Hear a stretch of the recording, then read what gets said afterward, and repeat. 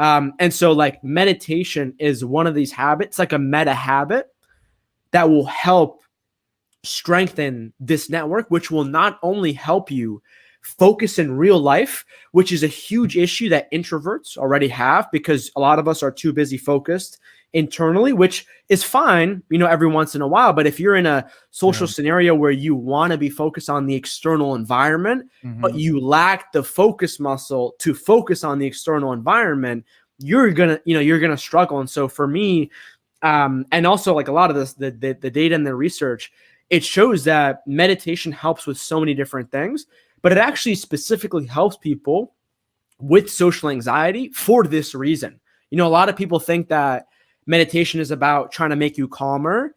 That's part of it, but that's like a very small percentage. Meditation is actually about rewiring what your brain is focusing on.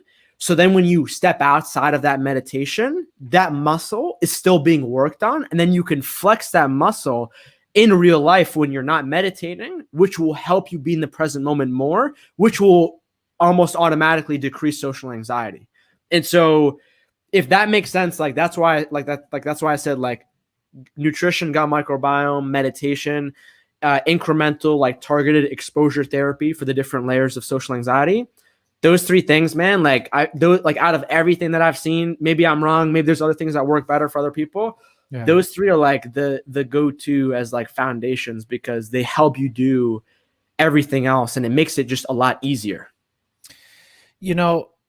I think you've said something that seems to be like an emerging science as well, at least from what I read, is the neuroplasticity of how you can use meditation and other types of mind exercises to strengthen and create connections and synapses in your brain and stuff like that. I think that stuff's super, super fascinating. I think what can be troubling about that modality is that it seems so abstract. It seems so sci-fi or something like that, right? Because that's the interesting thing when we talk about stigmas is when the difference between the physical body and like the emotional or mental body is, I think I know for a fact there's a big delta in knowledge and understanding of those two systems of the body, and you can see that. And there's some sort of quote, I don't know if it's a quote, someone said it somewhere that I love it, is that when someone is physically disabled, we are very understanding generally and helpful to those people. But when people are emotionally or mentally disabled, and let's just say mental health in a way it can be a disability, whether temporary or permanent, we make fun of people or we stigmatize them.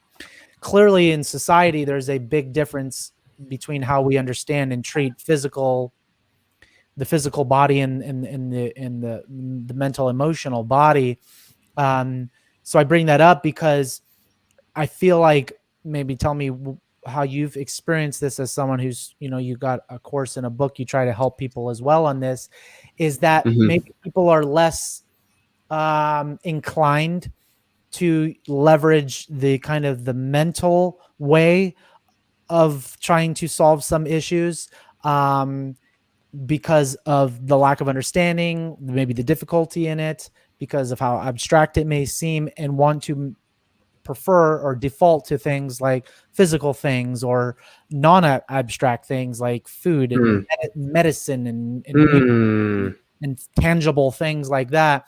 What are your thoughts on that? Have you thought about that before, or experienced any resistance from people on some of the meditation side and things like that are arguably more abstract compared to like, just give me a pill, let me just change my diet, like let's do something more tangible? I can't get around that hoopla of like meditation and stuff. Yeah. So dude, first off, I love this question. This question is really making me think. And like, for me, like, dude, I was that person. Like, I literally remember like all throughout my life, like all these hippies meditating, all these people eating healthy. Like, that's so, like, I would never do that, And I think for me, like, it just got to a point where like I just had to, like, I just reached a point where I was like, I need to do this. You're desperate, right? Yeah, desperate. And then also just like looking up like who else does it, right? So like I would read these articles on how like Kobe Bryant and like Oprah, they swear by their meditation every day. So then I'm like, okay, they're not dumb. Let me like maybe like, you know, one of the biggest things that I've learned is like, if there's a lot of people doing something and you just dismiss that as like, oh, that's dumb, maybe you need to think twice, and maybe you need to actually look in the mirror and be like, wait, like are these people, are all these people really that dumb, or am I just like, you know, missing something? And so for me, like one of the biggest reasons why I talk about this stuff is because so I think that I meet a lot of let's say shy, socially anxious people where they're very mentally strong, so to speak. Like they're very logically, analytically strong, intellectual, smart, knowledgeable. Yeah. And so I think like as a result of that intelligence, that's basically like your brain creating these rules and creating these assumptions that you have been proved right on. And you have this history of being correct. Yeah. And I think the issue with that is that people who are more intelligent are actually least likely to change their minds about something. Whereas if you have been wrong many times before, you actually, I don't want to say lack the intelligence, because I don't mean to like degrade anybody, but that's how I would have put myself. And like, that's actually how I feel like I was able to change my mind faster, because I wasn't as intelligent. And so I was like, you know what, I could be completely wrong. And I think one of the biggest things with introvert, shy, socially anxious people that I meet is they think that they can use their mental strength as like a way of like trying out different ideas, and sort of like trying to use their thoughts as a way to sort of do something in life. You know, in terms of like, you talk to a socially anxious person and you tell them like, hey, have you tried to, you know, do X, Y, and Z out of these different habits? And a lot of times, like, they'll just say like, no, because it's not going to work for me, because I tried to think differently. I tried to act differently, and that didn't work. So why would this? And so I think that's like a huge thing. And, you know, maybe you don't relate to this because you've done jujitsu your whole life, but I think that's like a huge, huge thing, because here's the reality. Obviously, like, again, like eating healthy, meditating, it's not going to solve all your problems in life. But here's the reality. If you can get someone to like eat healthy as consistently as possible, meditate as consistently as possible for 30 days, I can guarantee you it's going to work. It may not like cure them. It may not change it'll make them a lot better for sure. It'll improve their mood. It'll decrease their anxiety. Like, you know, I don't want to give a percentage, but like, that's the truth, you know? And so I think in that case, that power is also appealing to some people. Like some people who are at a point where they're just like, for example, yo, screw being shy. Like I can't do this anymore. They're just like, okay, what do I need to do to get through this?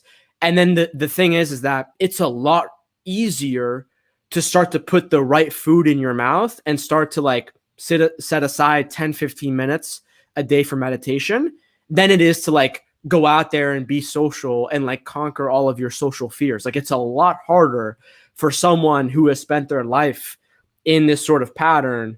If you get them to say like, hey, here are the things that you can start doing by yourself that are actually going to help you be more social, that are actually going to help you be better equipped in a position where you can deal with your social anxiety better, then I think that's a great solution. And like, again, it's not the same for everyone, but it's like, if you can address your brain first through like these things that your brain physically needs, like I talked about exercise, nutrition, sleep, sunlight, and then, you know, meditation. If you can help get your brain right, then eventually your mind will follow, and it'll be a lot easier to get your mind right once your brain is right. Because I think a lot of people, they focus too much on mindset, you know, and I think, again, mindset is huge. Mindset is massive. It has a lot to do with your mindset, but also like, you know, if your social anxiety has basically like hijacked your mind for a decade, and you're trying to use your mind to get out of the issues that your mind has really created in combination with your brain, which is now a physical and mental layer, then you need to sort of go with like a multifaceted approach if you actually want to sort of, deal with this sustainably, right? Because I personally feel like without this, a lot of people I see, like they go up and down, like they elastic. So like they read these tips online. They're like, hey, I'm going to try to be more confident.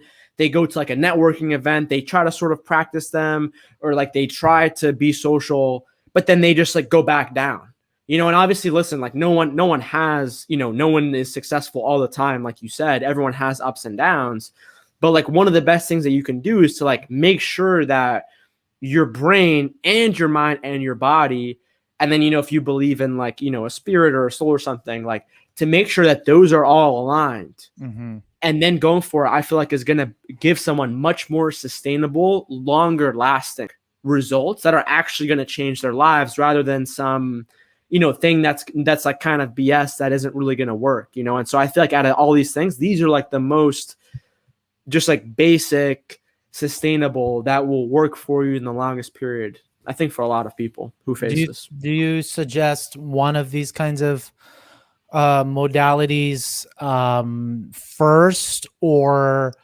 along with that, is there one of them or something you think is a way for someone to start small, so they can, again, kind of like in my experience earlier, I was talking about, find a way to get some early small wins that they can get some momentum? Because I think, including myself, again, to this day, I mean, whether it's exercise or diet, meditation, all these type of things, many times it just seems insurmountable. So what are some ways people can get some small early wins that they can use to build momentum, so they don't see such a mountain in front of them, and maybe it discourages them from trying? Yeah. So what I would say is that there is no like right or wrong way about this, right? And so very common what happens is that, when you live a life and you have social anxiety, a lot of the times, like what's naturally happening, and this isn't like a social anxiety conspiracy, so to speak, but I think what's happening is like, I think part of like what social anxiety does is like, again, I look at it as like an algorithm, like a virus that hijacks your mind. I think part of what it does, it tries to convince you that like, no matter what you do, like you're hopeless and you're never going to be fixed, so to speak, And so I think that's like just one to just like be constantly aware of that again and again and again. I know I definitely struggle with that. And so I think for one, it's like just looking at your life and just being realistic, And so one, it's like looking at, I think, what are you missing, right? So if you have spent an entire, like your parents have always told you to eat healthy, you've been eating healthy, maybe you don't start off with that one first. If you've always been exercising throughout your entire life, maybe don't start off with exercise first. If you, for example, have always struggled with sleep, or if you, for example, have always struggled with, sitting still, lacking focus, then maybe, meditation is something that I would recommend. And really what I would say is like, do the bare minimum. So like what I would recommend doing is like, let's say, for example, meditation, what I recommend doing is like literally pick a time that you think you can do every day for a minute, and just go on your phone and set a reminder to, meditate every day at, I don't know, 9:30 a.m. or 8:30 a.m. and literally just do it for a minute. And I think if you do that, and then the next week go to 2 minutes, the next week after that go to 3 minutes. And then, for example, for some people, when they meditate, they actually really enjoy it. They actually, when they do it, it actually gives them a kind of relief that they've never had before. But for some other people, they do it and like their brain starts like, like spazzing out at 1,000 miles per hour. Yeah. And like part of what you have to realize is like, that's 100% normal. And if anything, like that means that it's working, And so like, let's say that your goal is like for eating healthy. What I think is a huge thing is like, I think people, they, like, for example, like I personally, I don't believe in a universal healthy diet, but I do believe that human beings were made to eat like a natural, whole foods, whole plant, whole animal based diet. not really eat processed and artificial chemicals and things that our body doesn't necessarily know how to recognize. And so I think one of the biggest things is that a lot of people, they just try to restrict themselves and they just try to remove all the junk food that they've like literally based their entire diet around their entire life. And then when that happens, that's going to stress your system out way more, which is then going to cause you to probably eat more, you know, as that, if that's your stress relieving coping mechanism. So for me, what I say is always try to add a healthy food. Like I know for me, I never ate healthy throughout my time. Like I literally never ate healthy. I didn't eat a single vegetable except for like potatoes, you know? And so for me, I was just like, yo, what's a healthy food, relatively healthy food that I can just like eat that I enjoy? So I just like started to eat like bananas. I started to eat avocados. I started to eat eggs. I started to eat like blackberries. Like those are just like random things that I enjoyed because like once you add things, like in a good way, you're not restricting yourself. Yeah. Things get easier. And then also at the same time, like if you're eating enough and you're getting enough of the right fats, the nutrients, minerals, your body, your brain is just going to be functioning better. Things are just going to be easier for you. And so again, it's different for like each person. But I say do the least minimum possible thing. And then the other part to that is like, so I believe personally that if you don't believe something is not going to work, it's not going to work. Because I lived my entire life before and I was like, this isn't going to work. This isn't going to work. This isn't going to work. And these things never worked. But then I redid them with a different mindset and then they all worked. So I personally believe that like, in order for something to work, you have to invest in it in yourself. Okay. Yeah. And again, everyone has different goals. Everyone has different lifestyles. But personally for me, I know that like, I want to make eating healthy and meditation just a regular daily part of my life because I know that those daily habits are going to help me. And so for me, when I have the goal as like, hey, even if I mess up today, I'm just going to get another shot at this tomorrow. This isn't about perfecting and this isn't about trying to make this into like some performance, some like crazy thing I have to do super well. This is just like a gradual like skill. This is just like a gradual part of me that I have to learn. And like, you know, you always hear people say like, you know, and again, everyone has different rules. I'm not telling people what to do, but like for some people, they like cheat on their diets on the weekends or whatever. And they say to themselves, oh, I'm going to start again on Monday. I'm going to start the diet again on Monday. Well, it's like, personally for me, like the food lifestyle, it never ends. Like there is no sort of doing that. But then of course, like I'll enjoy, you know, certain things. And like what I'll say for me is like, as I personally on food, as I have improved my gut microbiome and my brain and my body over the years, you know, when I eat junk food and I eat different stuff, like it doesn't actually affect me that much. I don't really eat it regularly. I don't necessarily want to, because I've like unlearned that after like eating a primarily junk food based diet for most of my life. And so then like you start to like understand that like these things are actually enjoyable.